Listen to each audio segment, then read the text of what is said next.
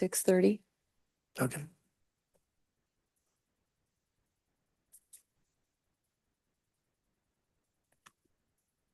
Okay, I'm going to call the meeting to order. Use my gavel. Okay, it's the regular meeting of the Moraga-Orinda Fire District Board of Directors, January 21st, 2026 at 6:30 PM. And I'd like to do a roll call. Director Hassler, Here. Director Romer, Here. and Director Romer is participating from Idaho pursuant to Government Code Section 54953 Subdivision B. That's just for the record. Director Jex Here. and Vice President Danziger, Here. and President Jorgens is absent, and Vice President Danziger is chair. Okay. Hello, Director Romer. Just say hi. Hello, Director Danziger. How are you? I want to make sure we can hear you. There you go. Good. I can hear you fine. Loud all and right. clear. So can everyone join me in the Pledge of Allegiance? I'm going to ask the chief to start us off. Come on. To the flag To the flag of the United States of America and to the republic for which it stands, one nation, God. under God, indivisible, with liberty and justice for all. Okay. Okay, item 2 is public comment. Anyone like to speak on closed session items only? We have, And so public comment is open. We do have 2 attendees. We do not have any hands raised or in-person public comment.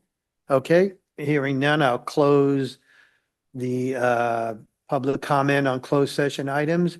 And we're going to adjourn to closed session, and we'll be back at 7 o'clock for the regular meeting. And the time is 6:32.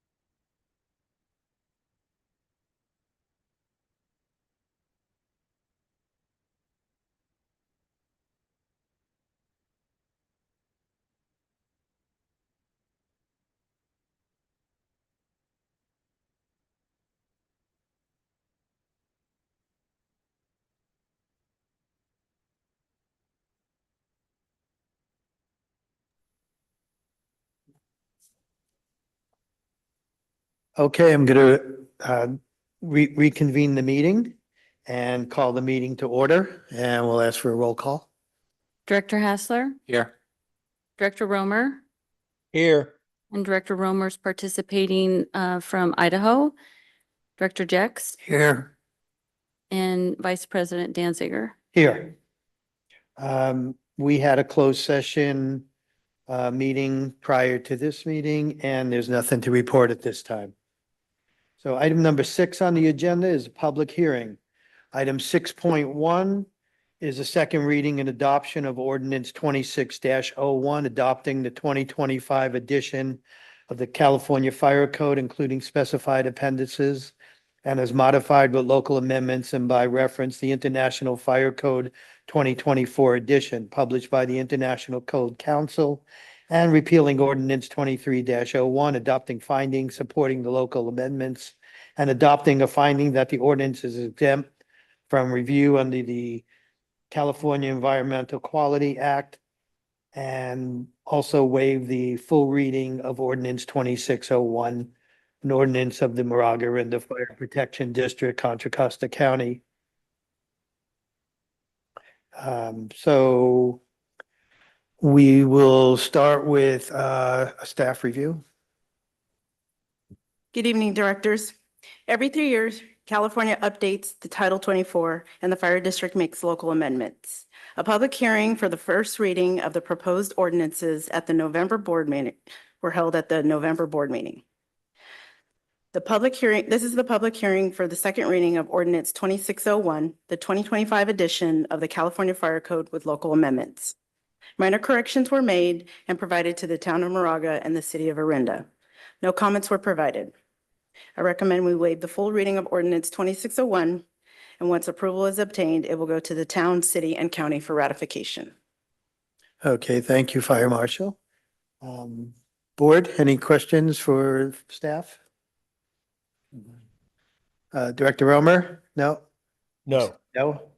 Okay, I have a couple of questions.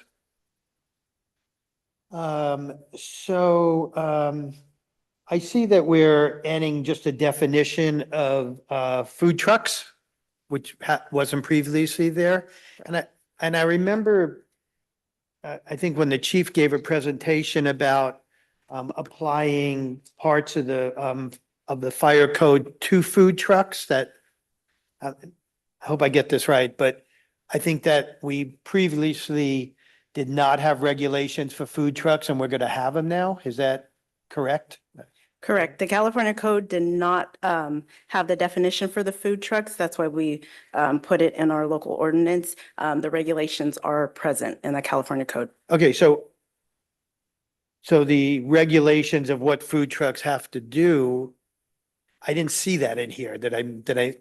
Because it's in the state code. It's in the state code. Correct. And we didn't even have the definition. So now that we're adding the definition, then we can enforce the state code for food trucks. Exactly. It adds clarity. Okay. And, I know that Orinda has Food Truck Thursdays and Moraga has it, at least during the summer. And I've seen some other trucks down by Station 41. I've seen a truck, and I see trucks over near the shopping center and things. So once this is passed by all the jurisdictions, you'll start enforcing that on food trucks? That is correct. Okay. And will there be I mean, maybe I'm jumping ahead, but will there be a way, will food trucks know about this somehow? Is there an organization that we will let know, or how is that going to happen? Instead of just showing up at a food truck, which is a small business, and telling them, Right. Here's what's up. Right. Yeah. In order to reduce the impact to the food trucks, we will push some public education. Okay. And then we'll move to enforcement after that. Okay. I do know, because I'm involved in Parks and Rec here in Orinda, that the Orinda Thursdays, there's a group. So I think that, I don't remember what it's called right now, but they run the Thursday food truck. So maybe just talking to that group and giving them the information, it would probably get to all their vendors at least. Okay. Oh. Great idea. Okay. And sir, if I may on Yeah. that, we have previously worked with the city of Orinda staff for their Thursday night So their food trucks are aware, and when they start back up kind of in the springtime, when more trucks show up, we come out, we do a fire safety walk, make sure they're parking in the correct areas, they have their fire extinguishers. But yeah, we definitely work with the city and town staff to make sure those folks are aware. Okay. And the food trucks, like I know the one that I see on Moraga Way down by Station 41, I see that all the time.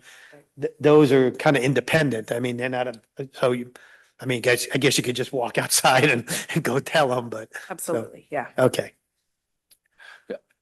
They also show up, I think, at the farmers markets too. I've seen them at all the Yeah. farmers markets, and I think there's a Bay Area Association for the food trucks. Okay. So at least when I went to them in the city, they said it was Bay Area wide.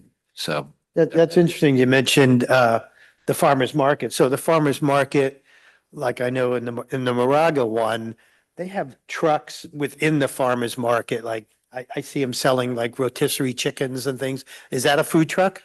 Something like that? Does that meet the definition? You know what I mean? They have these big trucks where they roll, they have dozens of chickens on there. Is that a food truck or? Yeah, I need more detail, but Okay. we can look into it, yeah.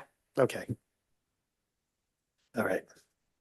Any other questions? I mean, we went through this last month as well, so. Okay, so if there's no other questions, we went through board comments. Okay, public, I'll open this up to the public. Does anyone from the public want to speak on this item, item 6.1, the adoption of the new fire code? And so public comment is open. We do not have any raised hands, and we do not have any in-person public comment. Okay, thank you. I'll close the public comment. Any further discussion by the board? No. So I just have another question. I just want to talk a little about process. You mentioned it in the report that it has to be ratified by the town, the county, and the city of Orinda. So if we pass this today, what happens? What's the rest of the process look like? So if it's passed tonight, sir, we will send a copy with the resolution, everything that is passed tonight to both the city, the town and the county, asking them to put it on their agenda. Both the fire marshal and I will be available to go to the city council, town council meetings to answer any questions that the elected officials may have. And then they could ratify it. They can amend it, and if they were to make suggestions for amendments, it would have to come back to our board for another second reading, or they could just say, no, we don't want to adopt it at all. But we've worked with the city manager, town manager, planning directors to make sure any questions or any concerns they had were addressed. We did have some questions from Moraga on the WUI code, and we met with them and understood what their concerns were, and we were able to work through that and get the local amendments that we think make our community safe. So that is overall the process, sir. And this fire code, it's a uniform code throughout the county? Do all the jurisdictions, all the cities and these like San Ramon Valley Fire District, does everyone adopt the same one, or is it there specific parts for each district or their jurisdiction? They all adopt the base code, the state code, Okay. and then each agency is allowed to make local amendments. So what I started, when I was fire marshal during the last code cycle, we got the county fire marshals together and aligned our codes where we could align them. There are certain things in there. Some agencies don't want sprinklers in buildings until they reach 5,000 square feet. We're Okay. 3,600, and that's based on our water, our accessibility and stuff like that. So there are some areas where, yes, our local amendments match, and there are areas where they are different. But I think overall, the process from 3 years ago, and then Fire Marshal Irving continued that process this year. We're starting to narrow that gap and have very similar local amendments. Okay, and even though here in our district, we may not have the same type of buildings or structures like they have in Concord or Walnut Creek or somewhere. We still adopt the same, we adopt the same, those parts of the code, like, I don't know if if the buildings, say some buildings in Walnut Creek, maybe high rises or, some kind of buildings that we don't have, a jail, for instance, things like that, do you Yes, sir. still adopt those parts? Yes, we We do. adopt that just in case something comes in, we have the code for it. Okay, And most of that is found in the state code, the base code. So we adopt all chapters of the state fire code, not just what's adopted via the state fire marshal. and I think I have one more question, is within our district, we have the wastewater treatment plant. So do these codes apply to places like that and like the PG&E substation, things, facilities like that? Yes, sir. There are, our local amendments won't apply to state buildings. Just the base code, they don't apply to schools. The Department of the State Architect reviews the plans for schools. And then the fire code portion will come to us for a very limited review. And it's kind of a broken system because we don't get to review some of the plans for schools, but then we become the inspector of record once the construction's done and we can go back to our codes. So we try to get in, we have a good relationship with the Department of State Architect, DSA, to try to get in there and let them know what our concerns are. So what about like that, the East Bay Mud Project, the big project they're doing there? They did come to us a couple years ago, a few years ago when I was fire marshal and we were reviewing their plans. But if I remember correctly, they did not have to go to the building department and have building review. They just have to have a fire review for fire and life safety. Really? Okay. All right. That's all I have. So let's see. We public comment on proposed action by the board? Is that where we are? think we We have to can go- take any proposed action by the board and then we'll open it. Okay, Yeah. I'm not hearing any additions or anything, so Okay, so we'll close the hearing. Okay, we'll close the hearing, and I think we'll take a vote. and so if we can have the Want a motion, motion? Oh, and sorry. then Okay. once we have the motion, then we will open it up Okay. again just for the public to comment on that motion. I can make a motion.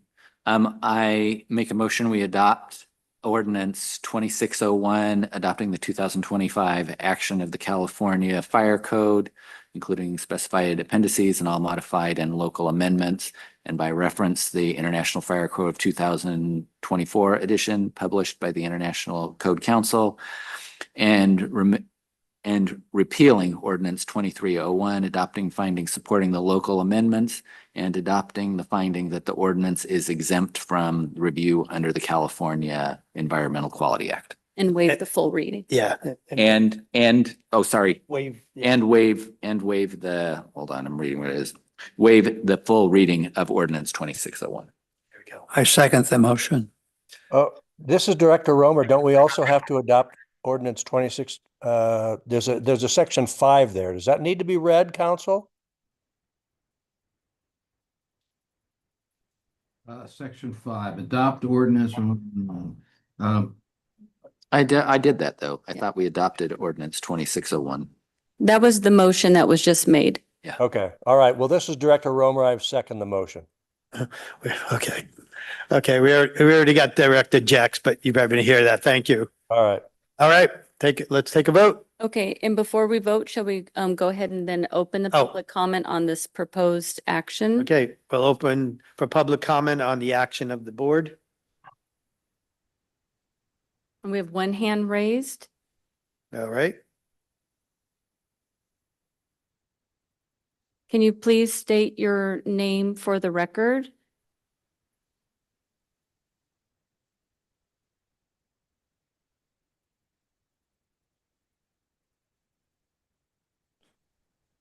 My name is Richard Stanley. Okay, Richard, go ahead. Where can the public view this ordinance 2601? The ordinance is available on our website. Which is? At MOFD? mof.org. And if you go to transparency, you will see our ordinances there. Okay, thank you. You're welcome. Thank you, Rich. Any other public comment on our action? And I am checking. Okay. We do not have any more public comment. Okay.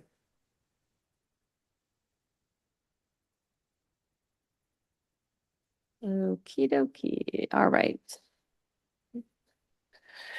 Okay. I think we're ready to vote. Director Hassler, Aye. Director Romer, Aye. Director Jex, Aye. and Vice President Danziger. Aye, motion passes. Okay, we'll move on to the next item is item 6.2.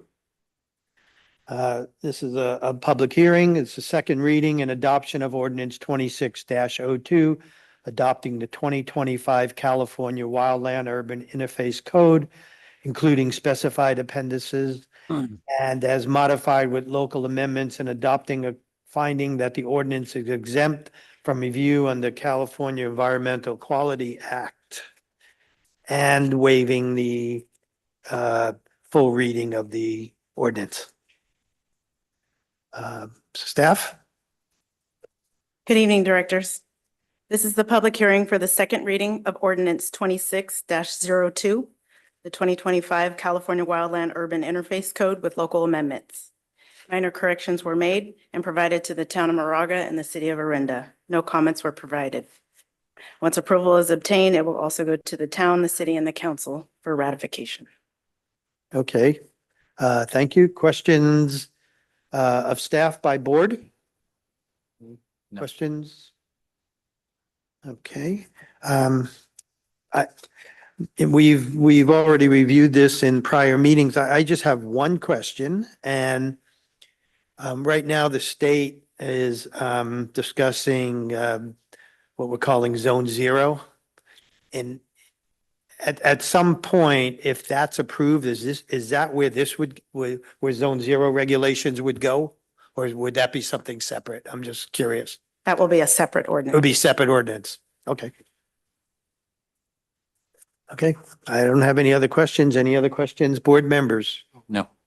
Okay. So we'll open this for public comment. Anyone from the public want to speak on item 6.2, the ordinance 26-02? So public comment is open. And we do have a hand raised. Okay, If you can please state your name for the record. This is Richard Stanley again. okay, Richard, you're on. I've just looked on the MOFD.org website and I still can't find that ordinance. Can you walk me through how to get to it? I sure can. Is that okay? Yeah, sure, go ahead.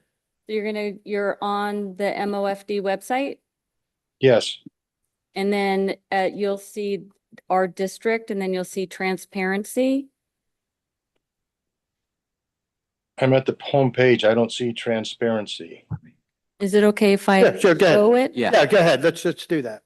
Are you participating on your computer or by phone? Computer. Okay. So I'm going to show where the ordinance is.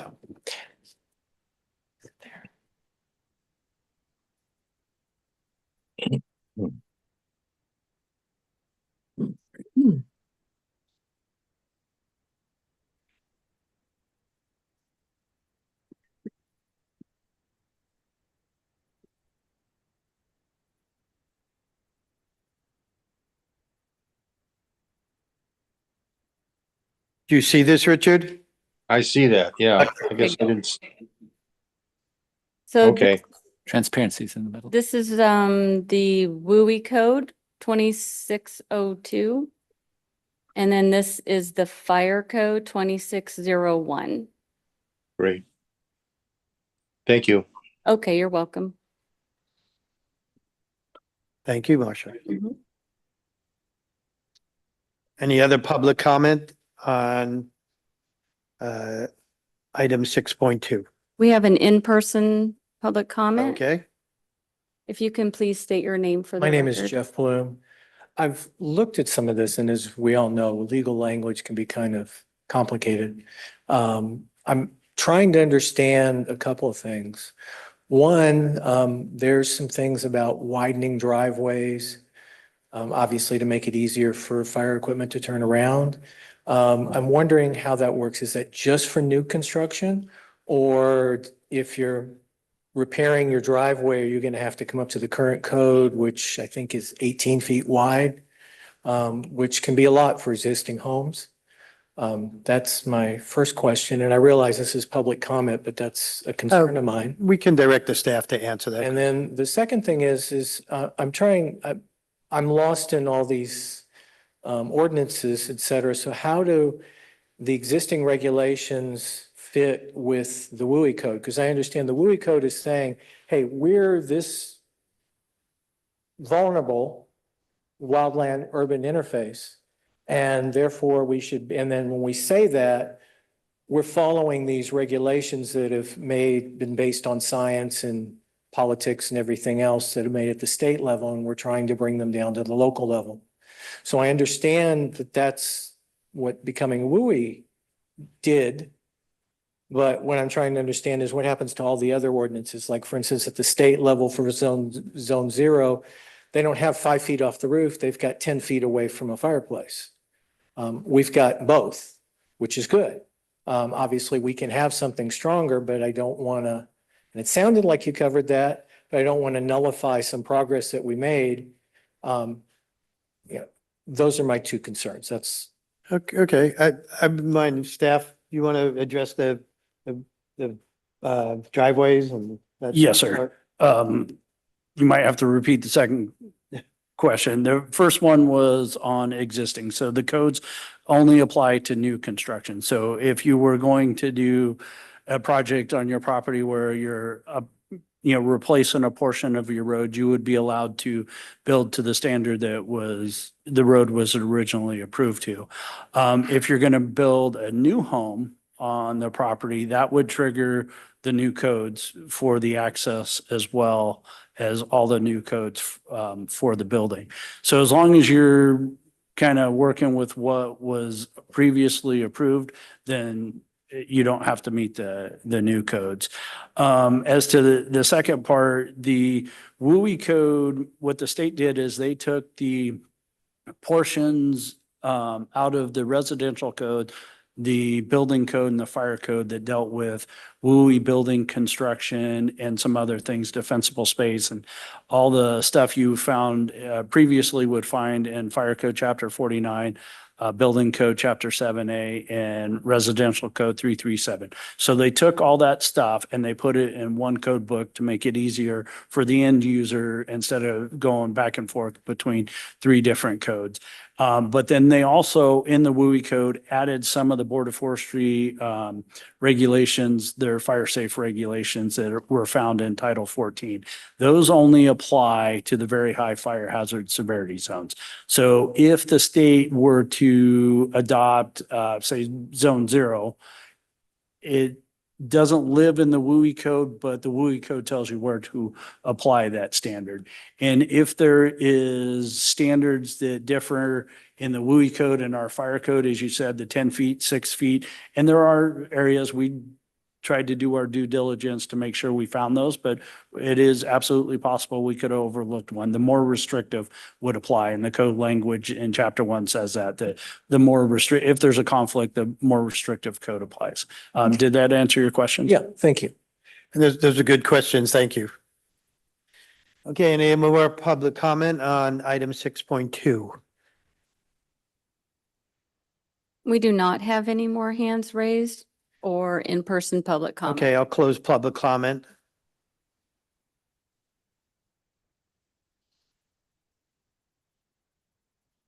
Zoom is just a little slow today. Okay.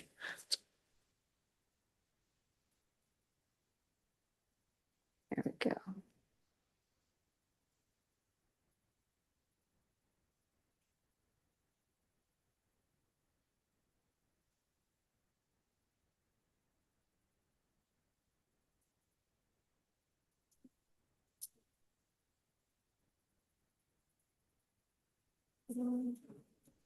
Okay. Thank you. Any more questions by the board to staff at all Mm-mm. after public comments? Okay, none. Any more discussion amongst ourselves? Not hearing any. Would anyone like to make a motion? I think we're ready for a motion. Got to read it all. I can make a motion. Okay, go ahead. I am going to make a motion that we adopt ordinance 2602, adopting the 2025 California Wildland Urban Interface Code, including specified appendices, and is modified with the local amendments, and adopting a finding that the ordinance is exempt from review under the California Environmental Quality Act for the reasons stated in ordinance 2602, and waive the full reading of ordinance 2602. Can I get a second? This is Romer, I second. Director Jack second. Oh, he beat me You're on to a it again, delay. huh? You're on a delay. We'll give you another chance. Then we will Okay, take- so I'd open public comment on our proposed action. Public comment is open. We do not have any hands raised or in-person public comment. Okay, I'll close the hearing and we're ready for a vote. Director Hassler, Aye. Director Romer, Aye. Director Jex, Aye. Vice President Danziger. Aye. Motion passes. All right, we'll move on to item number 7, which is announcements. 7.1 is brief information only reports related to meetings attended by a director at district expense. Anyone do anything since January at meetings? Okay, hearing none, we'll go on to 7.2, questions and informational comments from board members and staff. Okay, hearing none, we'll move on to communications received. We have an attachment from Mark Evans regarding Fire Safe Moraga-Orinda. They got a grant of $40,000 from the Contra Costa County, which is great news, and they've gotten some other donations, so they're doing excellent work, and we all look forward to see what they can do and working with them. And I think we had another communication. The other communication will come under the public comment for items, not. Oh, okay, come up public comment. Okay. Next, we'll go on to 7.4, which is fire chief updates. We'll start with the finance report. Good evening, directors. We have a brief finance report this evening. We'll start with the strike team reimbursement. The strike team receivable for fiscal year 2026 is estimated to be $877,683. We have received payments of $440,726. The net receivable outstanding is $436,957. For fiscal year 26, we received 283,000 payments just in December and January so far. Next slide, please. Treasury bill update. The district now has $35,855,000 invested in treasury bills. The treasury bill maturity dates are listed, and the staff will continue to project cash flows to determine the amount of reinvestment available when treasury bills mature. Next slide. Other items, 2025 W-2s have been distributed to personnel, and that concludes my report unless there are any questions. Thank you, Mary. Nice to see you. Thank you. Okay, we'll go item B, which is human resources. Good evening, directors. This is the HR update. Regarding the single role program recruitments for senior single role paramedic, we currently have 3 candidates going through the background process. For single role paramedic, we recruited this past October and are working to schedule interviews and EMS testing. For single role EMT, 4 were hired in the month of November. And in addition, we have extended 3 conditional job offers this past week for the last folks on the eligibility list.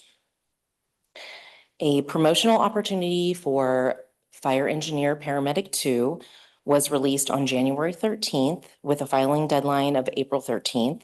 The testing date will take place on April 20th. There will be an upcoming vacancy in the finance manager position. Therefore, a recruitment for finance manager was released on December 29th, closed on January 16th. We received 37 applications.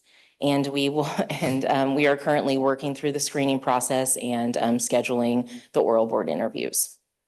And then lastly, our new employee for EMT, Tyler Opdyke, started on November 22nd, and he was a fuels mitigation specialist that started back in January of 2024.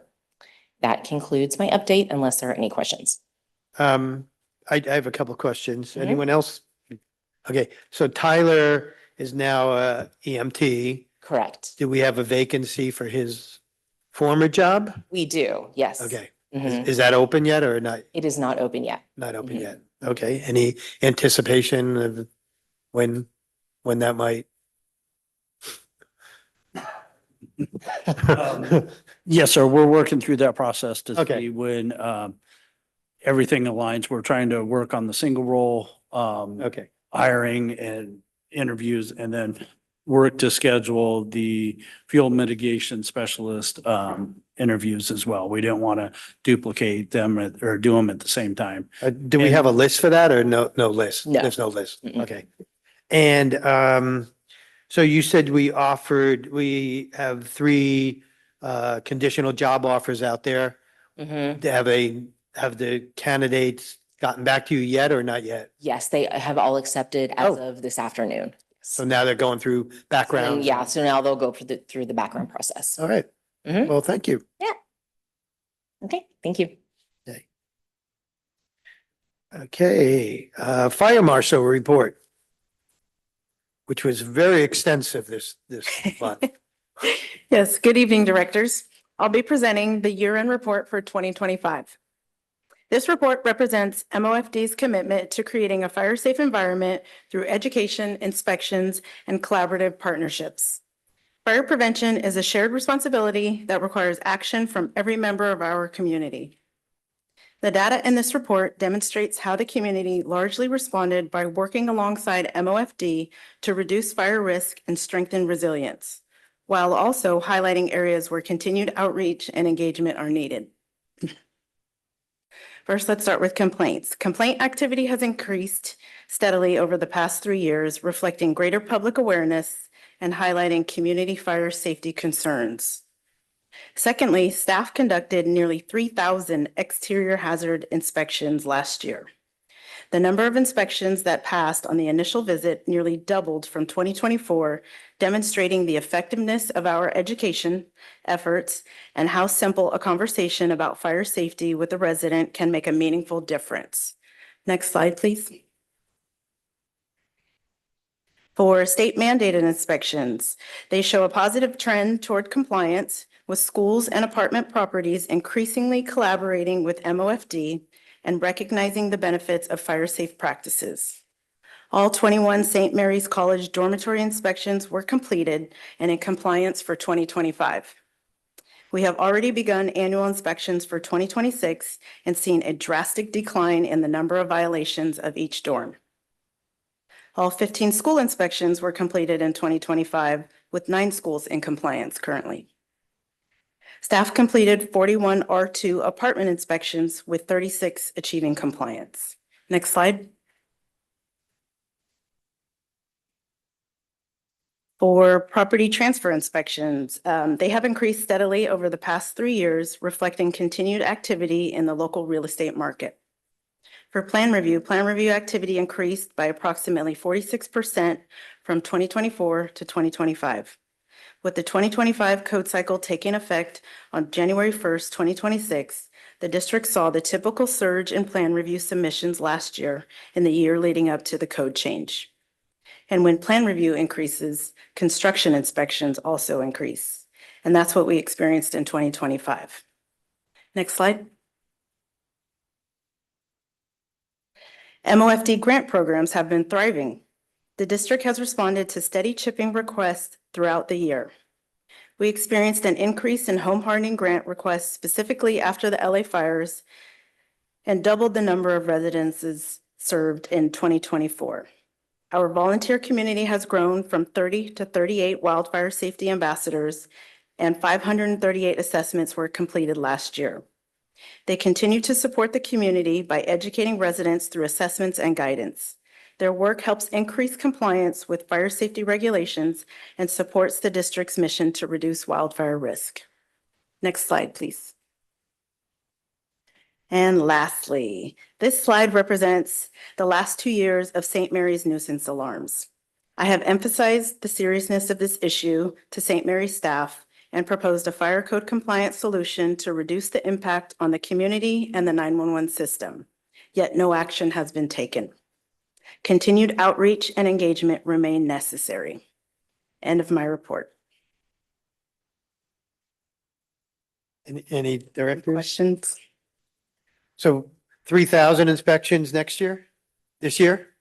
Hopefully, You only yes. need 22 more, right? Yep. If we get a full staff. This was a very comprehensive report. Thank you for end of the year.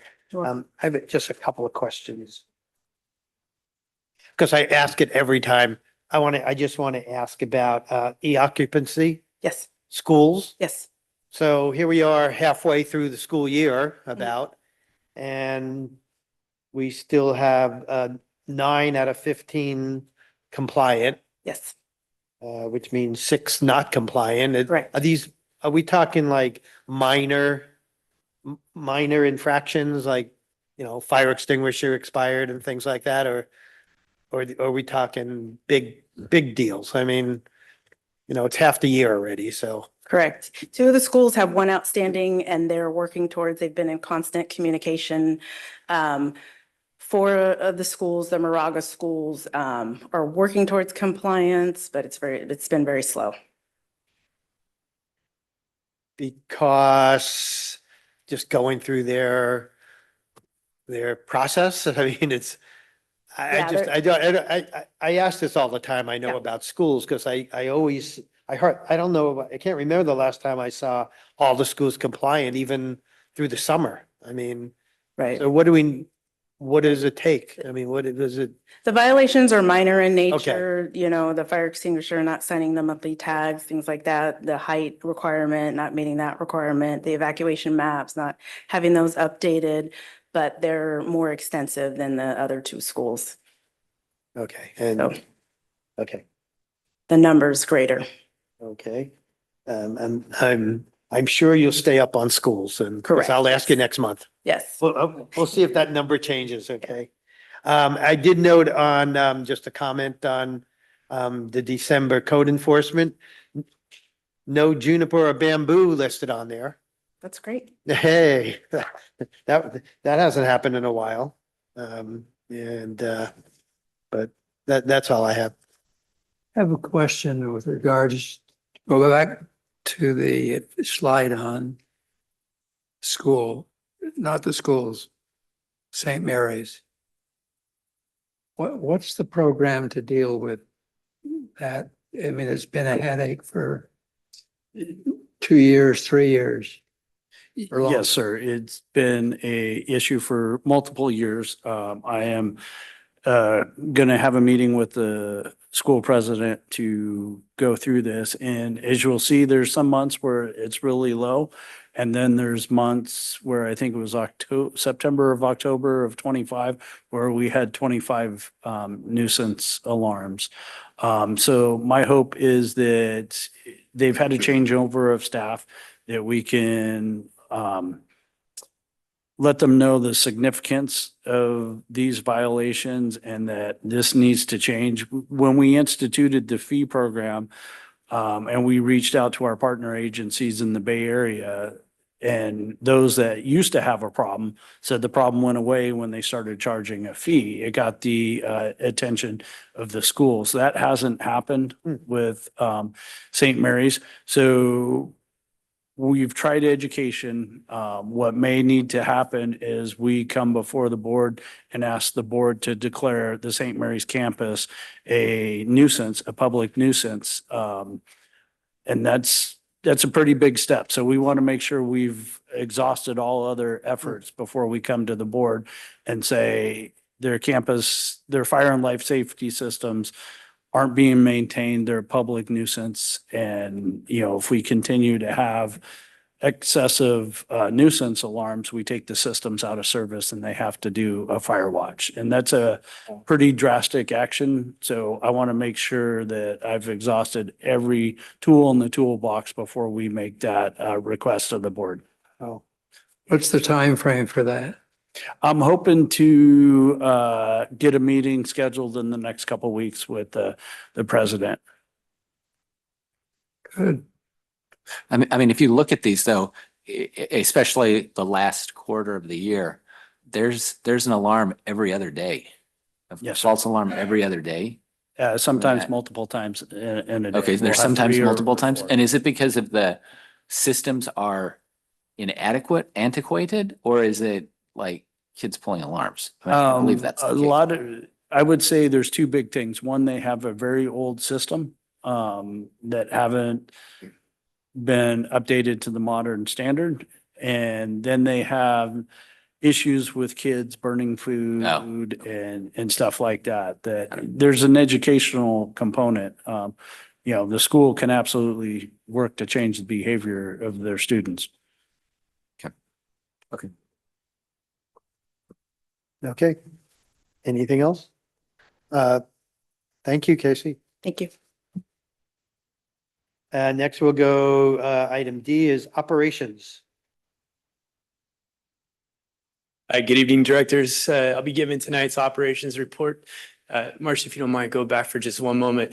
This is the first meeting of the year, and as we've done in previous years, I want to give a quick disclaimer that these are significant or important events that have occurred to us. However, I can't speak to all events that we respond to with respects to privacy and HIPAA laws. All of the documents or pictures or images or stories that I tell have received approval to share publicly. So I just want to give that report as we lead into this new year. Next slide. And contrary to what we're experiencing right now, which is very dry weather, as we've had over the holidays, we had a pretty long stretch of very wet weather, which followed with a very strong string of vehicle accidents on our roadways, Highway 24 in particular. The images that you see right before you were taken over a 24-hour period on Friday, January 2nd, that was shared with me from Captain Mike Marquardt. So you see that there's a wide range of vehicles on the side, rolled over, in the freeway, on the freeway, off the freeway. So all of these lead to very technical incidents for us to manage, along with oftentimes uncontrolled roadways that we work to safely control with our partners from CHP as well. Next slide. I know you can't see this one very clear just because of the lights, but this is an example of our truck on Highway 24. And actually, this picture was taken during that same period that involved an accident involving our truck 44. This is taken Highway 24 eastbound just before the Wilder on-ramp. And this is a common location for us. Unfortunately, our truck was struck by a passenger vehicle. However, fortunately, there was nobody injured from our staff or from the occupant that later fled the scene. CHP was with us on scene when this occurred and took the report, was unable to locate the vehicle. Next slide. Unfortunately, again, this was the extent of the damage that we believe occurred because of that accident. The vehicle went underneath the truck, actually, which is not the first time. So we're very fortunate that it happened. We had many control measures in place. However, the thing that we can't control, even during the best of situations, is people, and whatever may lead into that. Oftentimes is speed, but impairment or distractions is also a factor. Next slide. I bet the car got the worst of it. Well, it's 70,000 pound, Yeah. 58-foot long truck. Yes. We often get questions about our roadways and blocking mechanisms and why we do what we do. I know that I explain it often, but here's a good image of an aerial image that was taken by our drone of Highway 24. This is westbound, just outside of Orinda, and to show an aerial view of the blocking, how we set up. And this is also a good example of how we control the flow or volume of traffic. Therein lies the controlling the scene. And that's one way that we control it. Our motto working with CHP is that we slow or stop traffic, mitigate the incident, and then we all go home, get off the freeway together. And CHP has been good partners with us over the last few years. Next slide.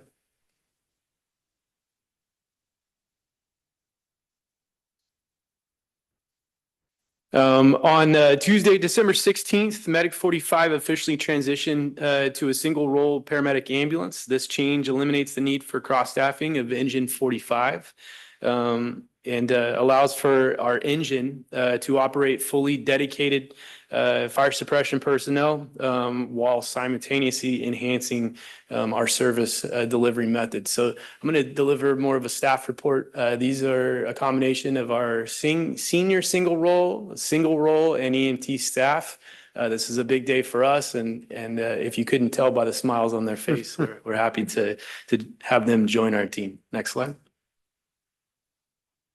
I showed this image before, but we did take delivery of this ambulance. We have a second ambulance that is completing a remount. So as a reminder, that's the removal of the box portion, and it's placed on a new cabin chassis with a new engine, the whole thing. And we expect to take delivery of that over the next few weeks. It's currently in Henderson, Nevada, completing that remount process. Next slide. And then just a review, we're very fortunate to have teamed up with Joey's Toy Drive this year. This is the first year partnering with this nonprofit. This nonprofit services the 9 Bay Area counties. They've been great partners with us, and we're confident that all of the toys and donated items went to the families in need, and our community stepped up. We're very proud of that. At all of our fire stations, you can see that box that's in front of Station 43 there. We collected items that people donated on site. And next slide. And then through events. I love this picture. This was a Orinda Country Club collection of toys that also went to the toy drive, and it was packed to the gills. So just a reminder, that's to support a program like that, and the community that supports behind that is very important to us. Next slide. And this is another example. This is the Moraga Women's Club that helped with the collection of toys that we gathered as well. So we're very fortunate for these groups that helped us in that mission of collecting items. Next slide. And last, this picture was taken from the two residents of Orinda that you see before you. They came and visited our station there, and we're very anxious to bring some donuts. I share this picture because it's something that stood out to me as we learned their story. Our crews went to respond to that. The woman there in the picture, this is 2 months post-incident. So she called 911 because she stepped out onto her driveway, slipped and fell on some moss that was on her driveway. And unfortunately, she had to be transported to the hospital and did require surgery and rehabilitation for her knee that you see before you. Something that stands out to me is what our folks did, not only during to transport this person, but after. And they stayed on scene. They actually found a pressure washer that the homeowner had and pressure washed the moss off the driveway so as to further prevent future slips. She was admitted to the hospital. This was her first day out, and she came by to visit our firefighters. We're very fortunate that she came and did that, and we hope that she has a full recovery. Pending any questions, this concludes my report. Directors, anything? Nope. Thank you, Lucas. Thank you. Okay, item E is upcoming calendar, which you see before you. Okay, we'll open up public comment on items under 7.1 through 7.4. And public comment is open. We do not have any hands raised. Okay, I'll close public comment on item 7. Item 8 is public comment. This is a time for the public to comment on items that are not on the agenda. If anything you'd like to speak to within the subject matter jurisdiction of this board. So public comment is Yep. open. And we did receive our 2 written public comments that were included in the packet from Nick Warrenoff and Christine Whalen.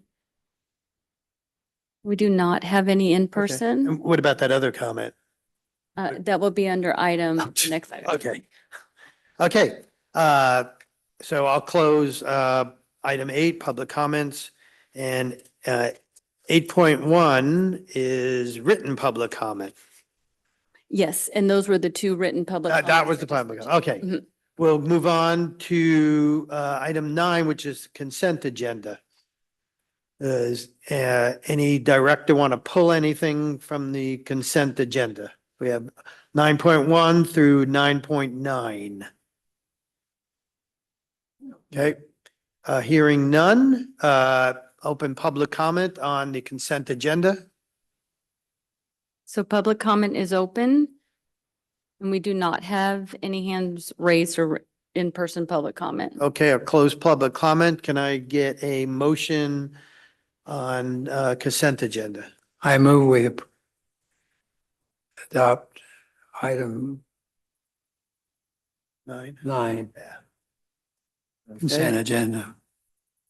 So 9.1 through 9.9. Yes. I'll second that. Okay, we have a motion and a second. Director Hassler, Aye. Director Romer,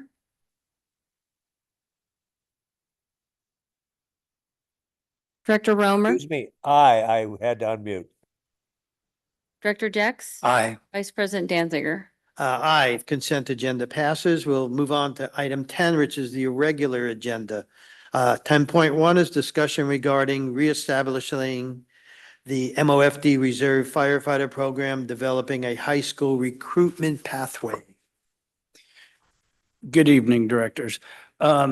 This agenda item I put on to open the dialogue with the board on what used to be the former reserve program. It was a great program. It was a introductory way for individuals to test out the fire service to see if it's something that they wanted to do. A lot of our current operational staff, firefighters, captains, engineers started in our reserve program. The reserve program benefited fire prevention. It benefited the reserves, gave them an opportunity to learn what it was to become a firefighter. I have received several phone calls and conversations with members of the public. I know Chief Lambert has fielded a few calls about reestablishing the reserve program or an explorer program, volunteer.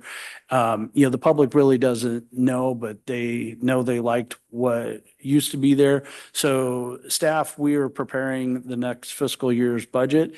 And this seemed like a really good time to have the discussion with the board. There is a cost. And I don't know what that cost would be. We haven't dived in it too much. There is a training component, a cost for training. We would need to beef up our training grounds. There's a potential to have a need for additional administrative staff, like another HR assistant to help with the process, the interviews, the paperwork, and all that type of stuff. But it was, like I said, a very good program that ran for the district. There's excitement through some of our members that remember what it was when they went through, and they would, I've talked to them and they are supportive. Hey, we'd like to see it back up and, would like to participate in helping that. So I put it there to open the dialogue with the board, is to see if it's something that you would like to see come through in the next fiscal year budget, just to get a look at it and see what that cost might be. And if the board is interested in reestablishing that, we would also need to work with Local 1230, do a meet and confer, talk to them, who supervises the reserves when they're at the station, and all those details that haven't yet been worked out. You said that this has been done before. Yes, sir. I believe. What's the prime objective? To create a pathway for individuals to get into the fire service, but also they did a lot of the fire prevention work. They helped maintain the hydrants. They worked in fire prevention. They helped the fire marshal prior to us having the fuels mitigation staff. So a heavy focus of the previous program was spent in fire prevention, but they also did training. They threw ladders, they pulled hose, they rode out on the fire engine. They got to experience life in the fire station to see if that was a career path that they wanted to, pursue. Just a couple questions. Do you remember when the program ended or why it ended? I think it was budget cuts, and was it 14? So it's been 10 years at least. I mean, Yes, it's sir. not something that was ended recently and it was budget related. Okay.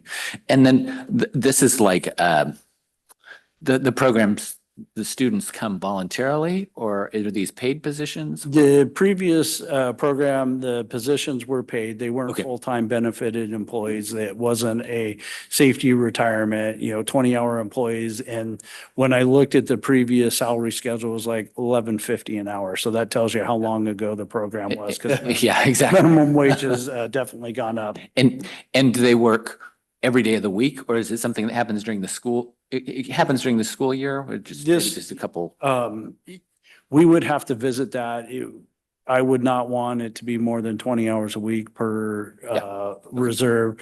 So it would have to fall on a schedule. We would work to have set training nights or days, like, hey, there's a training on a Saturday. So the reserves would come in Saturday, 8 to noon or something like that. We're going to throw ladders, we're going to pull hose. And then if we mimicked the previous program, you could do ride outs on the engine, and we'd have to look at how we schedule that. We wouldn't be able to have them stay at the station overnight because of the lack of sleeping quarters, but they could ride out, say, during the daytime and experience, running and responding to calls. And what age group is it aimed at? Is it through college, or is it? Yeah, like 18 and above. We 18 would and above? want Okay, that's for insurance and, okay. That was my next question, is Yeah. insurance purposes. Okay. This is Director Romer. My question has to do with insurance. Are these folks covered under workers' compensation? Obviously, we have to have liability insurance for any actions that they take. What are the additional costs for that? Yes, sir.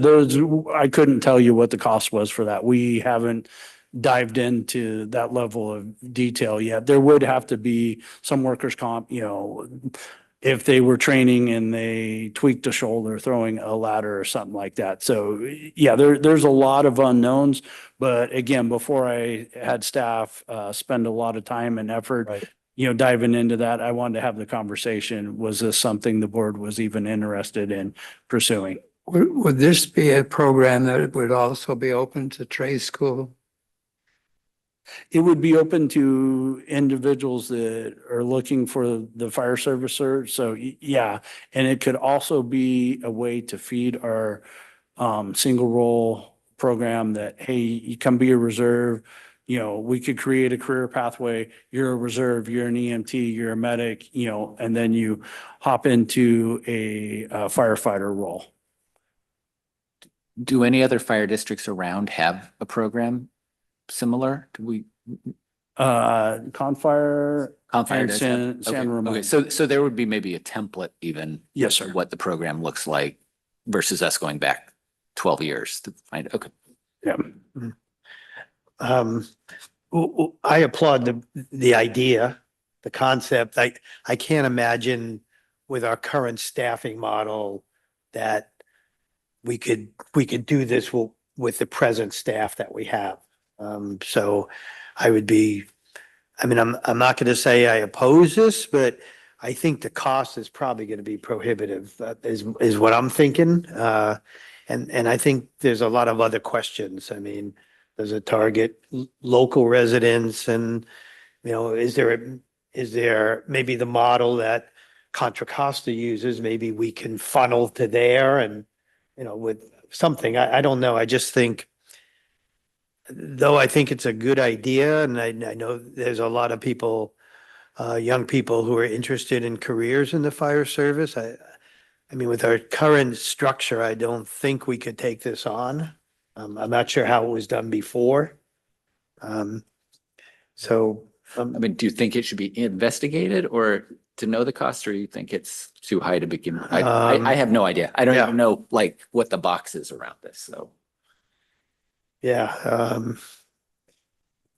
Everything we have no you idea. said We don't even know what the is wages would spot be, on. right? So we. I think this was a discussion when we first,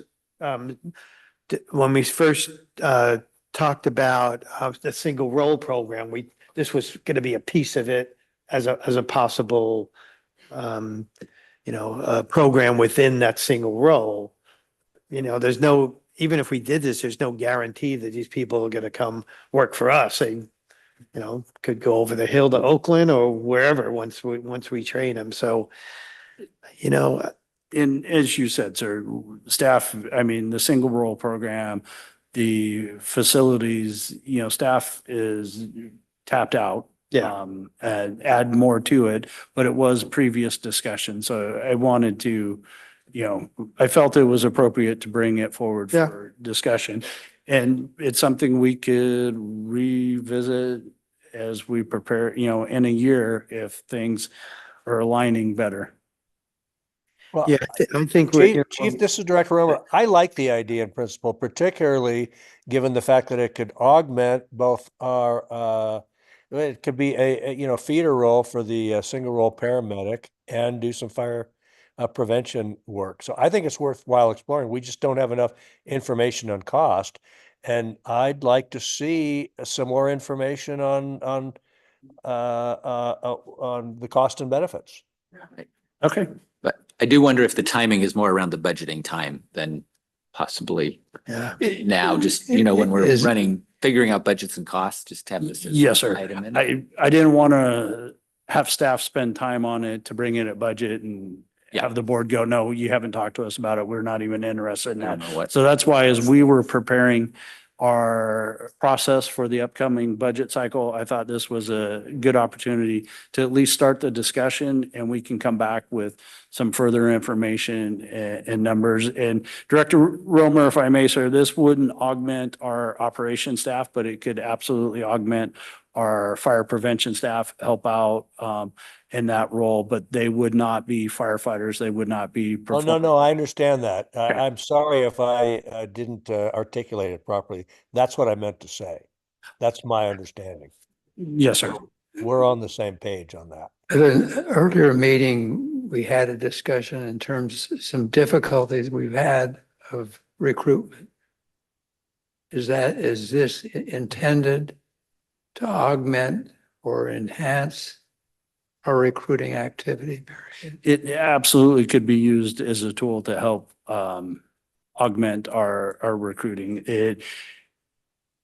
I would see it, like I said, as a feeder program into the single role program. It's an opportunity to evaluate potential candidates, employees for a long time. You see them as a reserve, you see them as a EMT, you see them as a paramedic. They get to know the system, we get to know them. And is this somebody we want to bring on as a permanent firefighter? Chief, are there any obstacles to having some of the members of the support staff on a volunteer basis participate in supervising or training these folks? We'd have to look at that, sir, to make sure that they are qualified supervisors and they meet all the HR components to supervise staff. So as part of the budget development, which will be starting in the near future. Oh, it's starting. It's already started. Yes. Okay. I wonder if, maybe there can be just a paragraph. It wouldn't have to be a lot right now, maybe just to give us some idea, maybe by talking to some other jurisdiction that has a program, maybe just give us some idea. I have absolutely no idea what we would be looking at as far as staffing and a cost. I can't even begin. Maybe it could be there as, some potential program for the future, but, right now with just getting the single role program, we're still, interviewing and still developing that program. We're looking to roll out at Station 41. We haven't done that yet. I wouldn't want to take on something like this before we even have the program really running. So when we talk about it, I think it's a good idea too, Director Romer, but I just think maybe just kind of kick it down the line a little bit, maybe for budget discussion, maybe you can come up with something to give us a little bit more what we'd be talking about. I mean, what it would take as far as staff. I said, I don't think our current staff could run this program, but maybe I'm wrong. Maybe Well, Director Danziger, my understanding is that firefighters, local will take it on a volunteer basis. On a volunteer. well, my understanding is Chief Isaacs thinks it's a good idea, supports the program, and we can't make a decision unless we have more facts and more a better understanding of costs. So I would say let's move forward. If we decide that based upon additional facts, we want to give this a 3 or 6 month waiting period or hiatus, we can do that. But I don't see any impediment on trying to get more information. And that's my understanding of why this is on the agenda. Isn't that correct? Yes, sir, that is correct. To see if the board wanted some more Could information, we can, go ahead, sir. I'm sorry. Could we get that information as part of the budget process for 26, 27? Yes, sir. So is that okay, Director? Mike? Well, I don't understand what that means. Does that mean? Well, it means when we get the, preliminary draft budget, that they would include some kind of write-up about this program and what the cost would be at least. And the preliminary, are you talking about preliminary budget next month in March or when? The 26, 27. So it'll start coming out in March, July. right? But we won't implement it Yeah. until July. Yes. Right. Well, we're not talking about spending any money, and we're probably not, as a practical matter, talking about, and there wouldn't be any money spent on it probably before the end of the fiscal year. But I don't correct. see any. But a placeholder. I think it's a placeholder in the budget just in case. Or I Well- think we want an idea of what the cost is and what the program is what I agree. Yeah. just And also, I mean, are we taking names? Is there anybody saying, yes, I'm definitely interested? We have 2 people, we have 20 people. I mean, if we're going to move forward on that, I think we need to move forward on all fronts and, put out the word that the board is at least, the department is at least thinking about this. I mean, if a reserve, is there a requirement that these reserve folks be within our jurisdiction, or is somebody who's across the border in Lafayette, can they be a part of? My understanding, sir, is we would get to set that. If Uh-huh. we created the reserve program, we could set it. You have to live within the borders, or, you have to live within the surrounding communities. We could set that, depending on the interest that we get. Right. But directors, I think I have some good direction that Okay. bring forward some more information, a placeholder for the Okay. upcoming budget discussions we can reach out to San Ramon, we can reach out to Confire, we can get Okay. the templates and what they're spending for it and see if it's a reasonable cost. And if Sounds you good to reach out me. to them, I'm curious as to what like their success ratio is too, right? Like if they bring 10 people in the program, do they get 1 or 0 or 10? And Okay. that's assuming that's assuming, Director Hassler, that their objective or their primary objective is to recruit. Yeah. And if Maybe it's it's not, only to give people the opportunity to get some experience and go elsewhere. But, if we're competing for folks who are interested in either being an EMT, a paramedic, or even a firefighter, it seems like we don't want to lose out on the opportunity for somebody to say, hey, MOFD's dragging their legs. They haven't had a program for 10 years. I'm going to sign up with Confire or San Ramon or anywhere else. I don't want to lose out on those those potential recruits. I think I think Chief Isaacs has his directions, just Yeah. to provide Yeah. for more information and keep our options open. Okay. All right. We'll open public comment on item 10.1. So public comment is open. And we do not have any hands raised or in-person public comment. Okay, I'll close public comment and we'll move on to item 10.2 is an update on development of 2025 standards of cover. Good evening, directors. Next item before you is the draft of the standards of cover that was completed by Fire Chief Winokur when he was here. We just didn't have a chance to present it during last year's, calendar year. So I sent it out to the board as a very rough draft.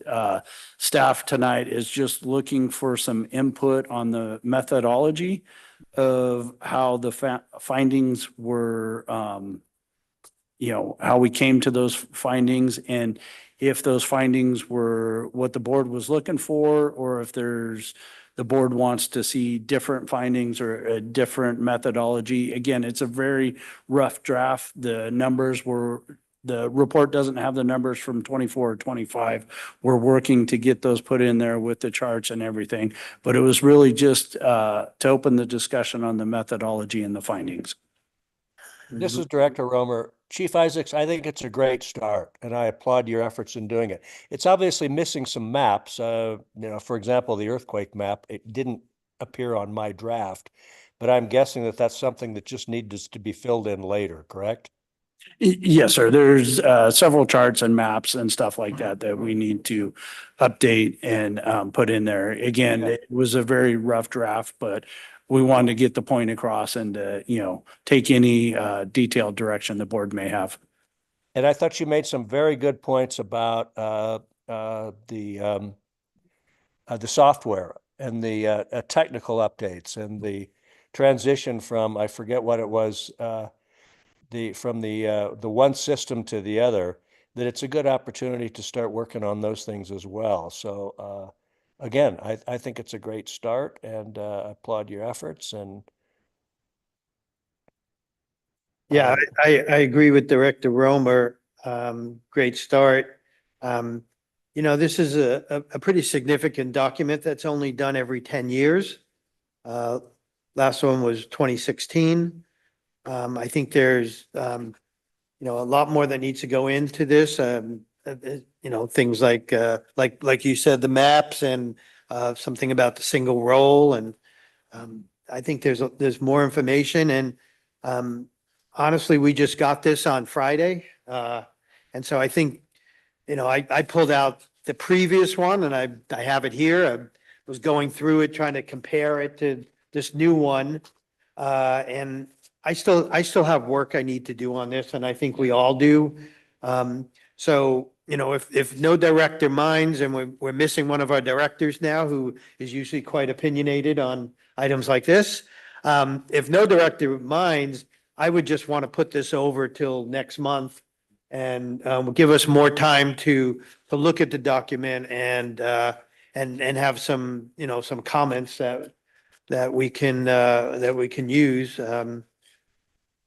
in our discussion. I don't feel that I'm ready, besides saying that it's a good start.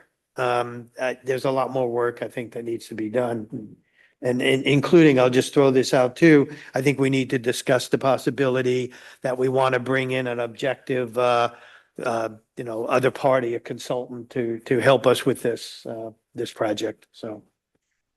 This is Director Romer, Director Danziger. I have Yeah. a question about that. What does that entail and how much would that cost? I didn't get that. Oh, how much does it cost? Oh, How much does it cost to, like, if we brought in I I think maybe the greater question is, what's the process from here? And let's say you want Yeah, go ahead. a consultant, right? What's Yeah. like to finalize this? What would it take, Chief Isaacs, to from here to its completion, right? You like maybe give us just a roadmap? Yes, sir. Understanding we're gonna not really probably give you anything tangible till next month. If the directors were happy with the methodology and the findings and how we came up with those findings, and we wanted to keep it in-house, we would bring it back in February, receive board direction, make those changes that the board wanted, bring it back additional time for kind of a final reading and go through to make sure it's good. And there were no additional comments. If the board wanted to go out to a consultant, last time I did it, and it's been years since I participated in one of these. And I want to say, John, correct me if I'm wrong on this, but it's probably $80,000 to $100,000, depending on the scope and the company. And I think there's only 2 or 3 the well-known companies out there that could do it. So we would have to open like an RFP process for that. And John, step in there if I got any of that wrong. I think it's about $100,000. That's what I've heard, but again, I can't speak to that authoritatively. We'd have to find out. Well, for something as significant as this that we only do every 10 years, I think we should consider that. And if the director's okay, maybe we can get a little bit more information on that for next month, and we can take this up next month. The cost. You mean the cost? Yeah, see what maybe you can, find out. I just happen to have the previous one here, and there was one of the groups on here called Center for Public Safety Excellence. Maybe that's a group that assisted on this one. I'm not sure if they're still around or if they were the consultant. I'm not, it doesn't specifically say they were the consultant, so I don't know. But We will investigate. Okay. And come back with the cost. Yeah, and I would just say, I think it's a solid first draft. yes, It was a solid first draft that was done completely in-house. The idea of spending another $100,000 for, I don't know what more we get out of $100,000. And my impression is that that's an unnecessary expenditure. Let's see what the second draft looks like. And if the second draft is, filling in the maps and the earthquake maps, and I think we're pretty close to something that looks like it's a workable standards of cover. It can use some minor adjustments, but the idea of spending another $100,000 for something that it's not clear to me even what it would add to doesn't make much sense to me. Does it? well, Maybe I don't know what I don't know. I'm just gonna say this, but how common is it to have, like, have you seen other ones of these done by other districts? Do they usually get a consultant, or are we I'm just trying to make sure that we're doing everything the way we should be doing it, right? Is the most important thing to me that we're, Sir, I've seen both. I've seen Okay. agencies go out. I just didn't want us to be the only agency that did not go out. And if we decide to do it all in-house, I wouldn't want to be the trailblazer on that. So, okay. Yeah, I would say that, I mean, just to be clear, this was prepared by a very illustrious consultant. His name is Dave Winokur, who is currently in the consulting business and is probably available to do these. Uh-huh, uh-huh. My recollection on this particular issue, wasn't it that Berkeley was doing theirs or had done it that we were modeling? I do seem to remember something along those lines, sir.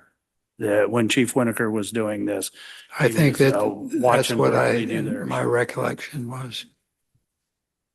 So we got this draft from former Chief Winokur as part of the salary that he got up to the time that he retired. And is it your suggestion, Council, that Chief Winokur could be one of the persons to supplement this? And is he going to charge $100,000 or is he going to charge substantially less for doing that? I mean, I can't speak for him, but I will tell you that his hourly rate isn't that high. It would take a lot to get to $50,000, much less 100. You know, and again, I mean, this is a policy call for you guys, and I certainly don't want to interfere in it, but quite honestly, for my money, he's one of the smarter guys in the business still. Absolutely. Right. Well, let's reach out to former Chief Winokur and see what he suggests. Is it, like I say, I think it's a great first draft. And I guess that would be one of my suggestions if we were looking at supplementing it, because my guess is that Chief Winokur might be willing to do it since he started the draft, he might be willing to do it at a fraction of the cost of anybody else. It's something to look into. I'll tell you what, we will do that. We'll also get prices from, a couple of the, I know the major vendors in this area. Okay. We have to. All right. We certainly get prices from them as well, and then you guys can decide. All right. So why don't we bring it back next month with a section added maybe on, a summary of the consultants, the possibility, just so we can discuss that? Yeah. Okay. Okay, let's open this up for public comment, item 10.2. So public comment is open. And we do not have any hands raised. And we did receive one written public comment from Jonathan Goodwin, which was sent to the directors and is available on our website. Yeah. And I do, this is Director Romer. I do want to acknowledge that I read and appreciate Jonathan Goodwin's comments. And I did take them into consideration in the discussion of this entire agenda item. So thank you, Jonathan, if you're listening. And if you're not, then thank you anyway. I agree with what you said too, and we hadn't heard from him in a long time, so welcome back if you're out there. Right.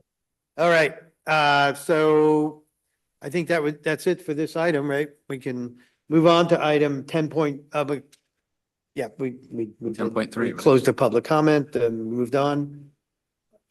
No, we didn't, closed public comment, and now we'll move on to item 10.3 is a comprehensive update on the single role ambulance program.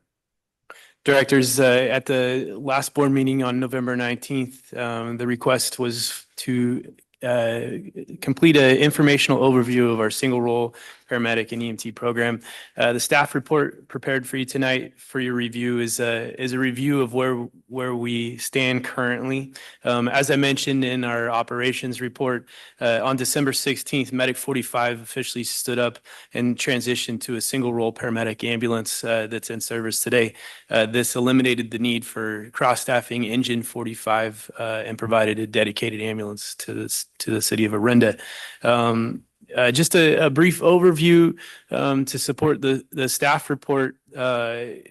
All personnel have completed a 2-week onboarding. Once they completed all of their pre-employment hiring requirements. So that includes background, medical investigations. So once they're hired, they complete a 2-week onboarding, which they are required to also complete information provided by our local EMS authority through Contra Costa County, and then a review of all of the details that are specific to our district, to include things like district policies, our EMS system as a county, and then how it's applied here locally with MOFD, our geography, which is very unique to the area. Our apparatus, our fire engines, our ambulances, our ladder truck, the equipment, and then our expectations, which I believe are very high.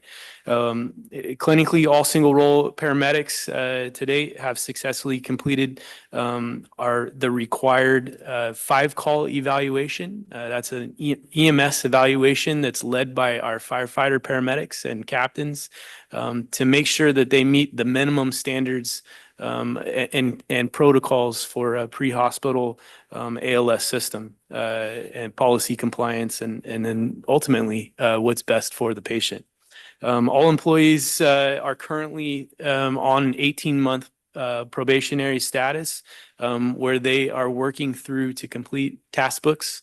During this phase, there will be testing and ongoing performance reviews, evaluations to make sure that they are tracking through the process correctly and at our standard within our district. As our HR manager, Christine, had mentioned, we currently have 3 senior single role positions that are moving through the hiring process, in addition to 3 single role EMTs. In terms of timeline, there's a lot of moving parts with many variables, but we hope to have them on obviously as soon as possible, which would put us around February, end of February, tentatively to work towards a 2-week onboarding.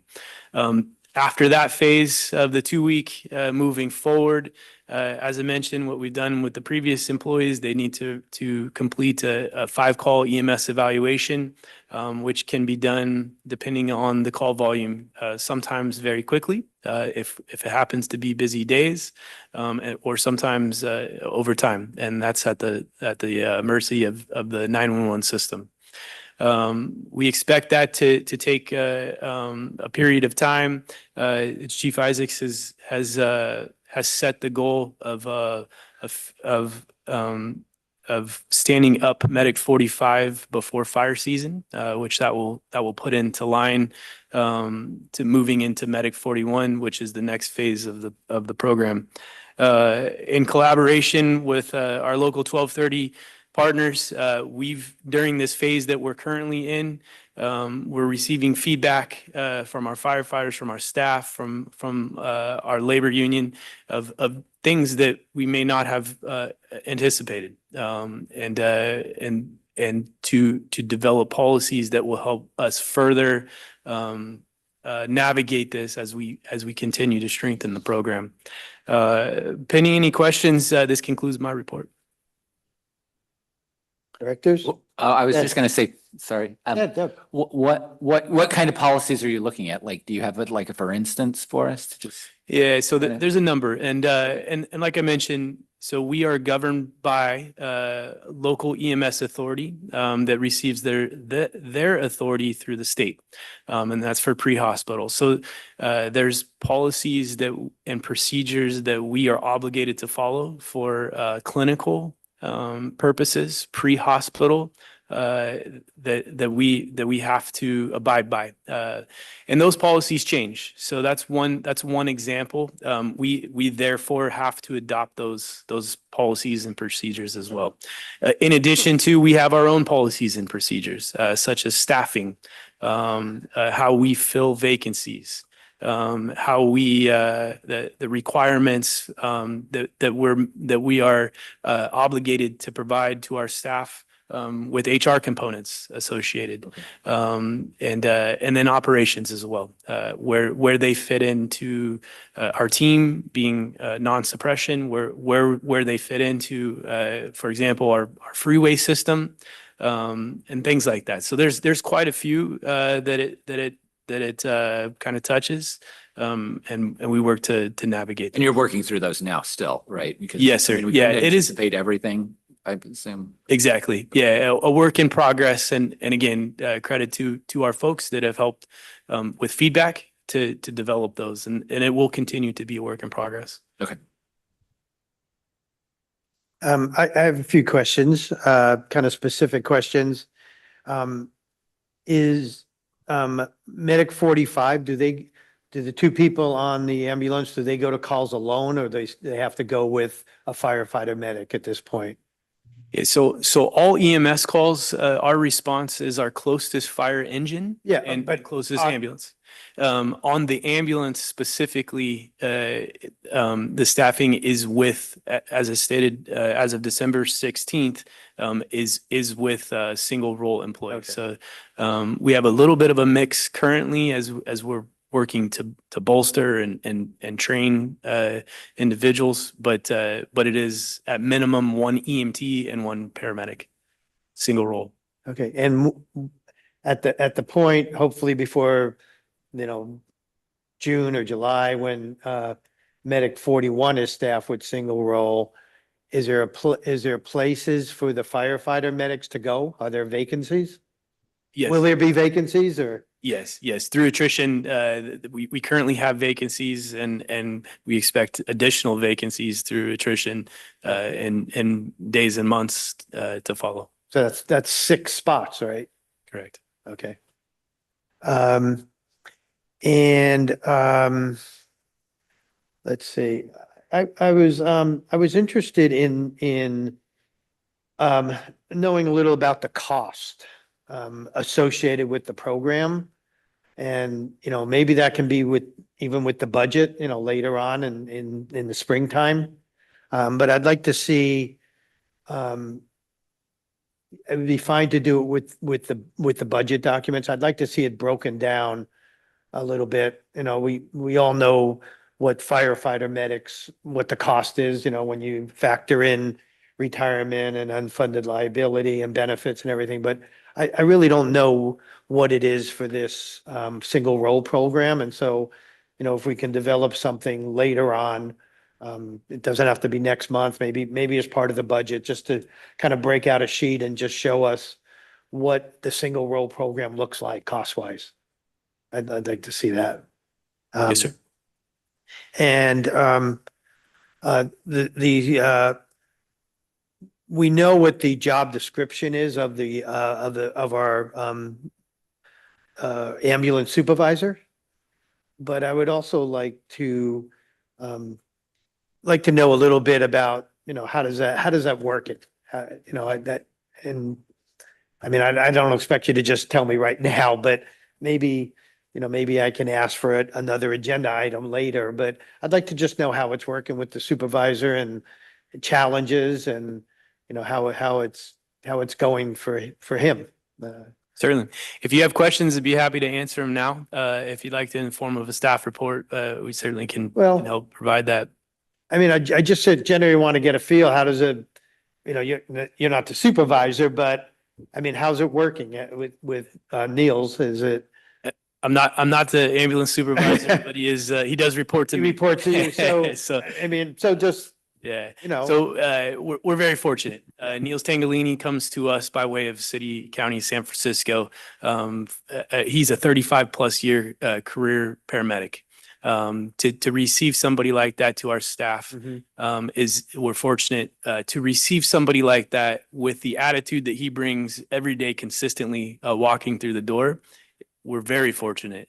And that does a couple things. One, it shows that you can succeed in a career, in a challenging career, and still have a good attitude, be happy and healthy. But two, it shows that that he brings that level of energy and confidence to primarily a younger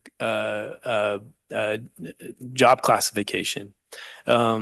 Neil's, his primary goal right now is challenged with standing up this program and bolstering the employees, providing employees both with the knowledge base to our district, our county, but also the clinical information that's required for the job. Our job is, we want to hire good, competent employees that can provide us with a high level of service, which our community expects and which our fire district has upheld. So that's his first. Things like I mentioned, the 2-week onboarding. Niels is the primary person every day that shows up and leads that. It's supported by our firefighter paramedics and ranks to come in and teach through the curriculum. But his primary objective is to help me and us stand up and develop our employees with this program. Secondary to that, Niels brings a lot of history with teaching and contacts of outside resources that can help our program with development. Currently, we're working with Rescue One to provide additional tools for us with focus on airway. Those tools come in the form of airway mannequins, in addition to laryngoscopes. We have received approval from the county for laryngoscopes with a video function. Our goal moving forward is going to be 100% success rate through the first pass, meaning through an advanced life support airway, or in other words, when we insert a tube into someone's trachea so that to help them breathe or breathe for them, that we do so successfully 100% of the time, the first time. And our hopes are to provide the tools, the mannequins, the laryngoscopes, and the training, which we hope to bring in specialists through UCSF that he has contacts with. So things like that are in the works. Obviously, it has to go through the process. We have to seek approvals. We have to make sure that some of these things are approved by our governing bodies. But we also have some other things that we're excited about. The other thing, as I mentioned, and the board approved through our budget cycle, is our cardiac monitors. So there's some more interesting things that we have on the horizon that we're working on. But Niels has been a champion with that. I was going to say that the 26 budget, which is about 50% incurred, provided for what we're talking about in terms of implementation of the program, from hiring and training. That's correct. Yes, sir. That's what I thought. And you were talking about some of the issues you have to work out with Local 1230. I just was curious if one of our present single role people at 45 is sick or vacation or injured or something, can firefighter paramedics work that vacancy overtime?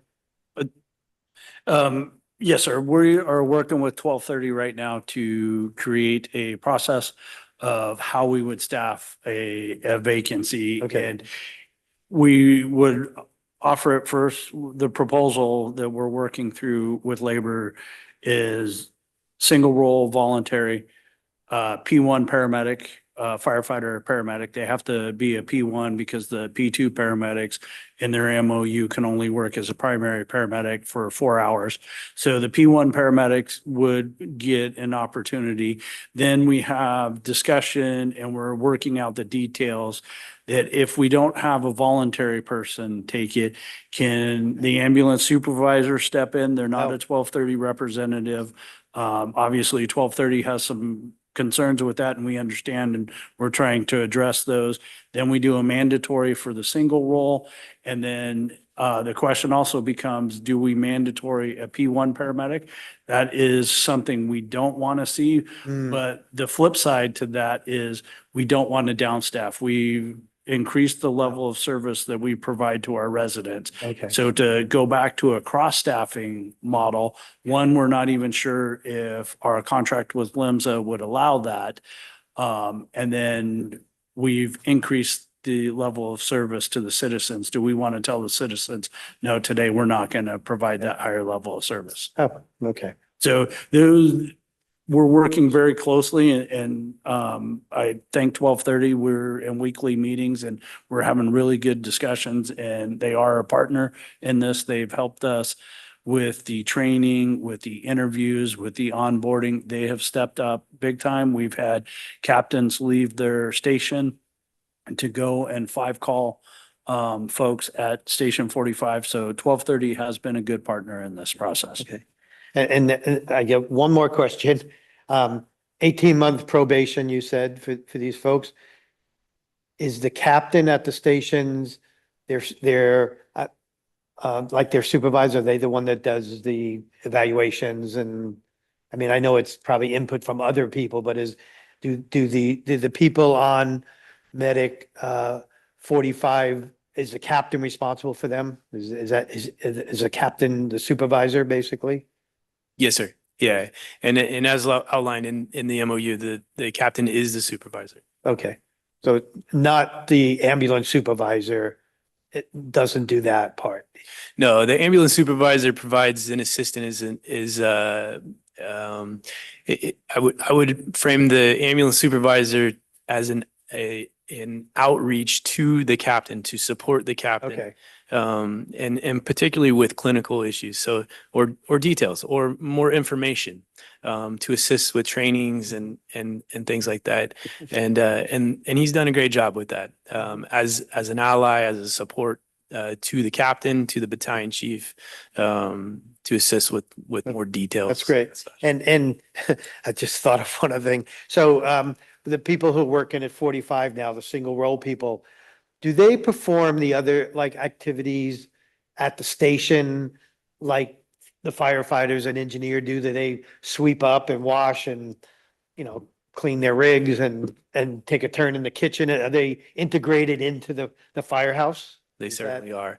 Yeah, and a matter of fact, during our 2-week onboarding, we've had people ask, "Hey, can we teach a portion of that onboarding of firehouse life?" Oh, And myself included, I did not grow up in the fire service. A fire station is unique. It's not only a place of business, but it's also a place that we live, living quarters.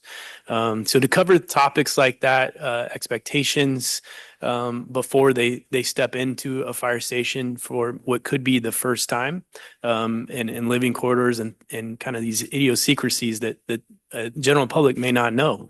Our crews have stepped up to talk about that, have an open discussion. It's been very helpful. okay. I do know the crew has some young pickleball players to go against there, so. And the reason I asked that question is because, as you know, I have a family member in San Francisco and it works a lot different there, so.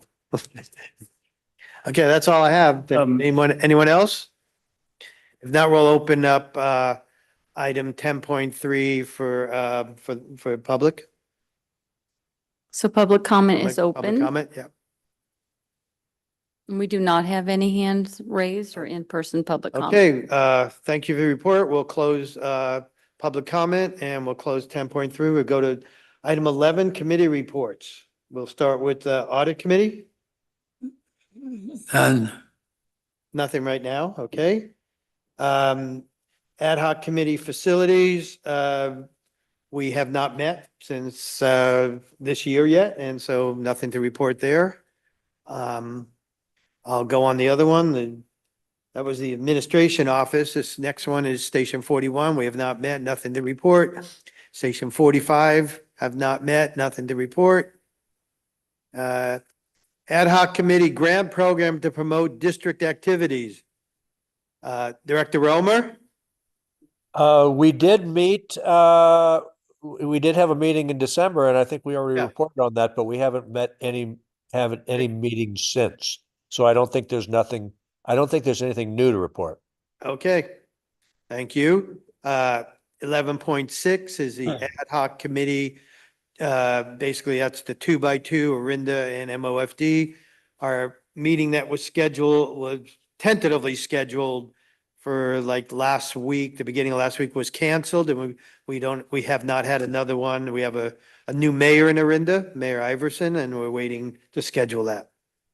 How about 2x2 Town of Moraga?